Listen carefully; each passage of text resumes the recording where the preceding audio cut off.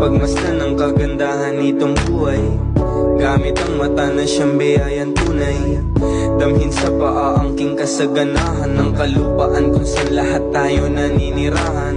Kaibigan, ako ay iyong kapatid, di tayo magkalaban, sana iyong mabatid na ang pagmamahalan sa atin ang magtatawid tungo sa walang hangganang buhay nais makamit. Ikaw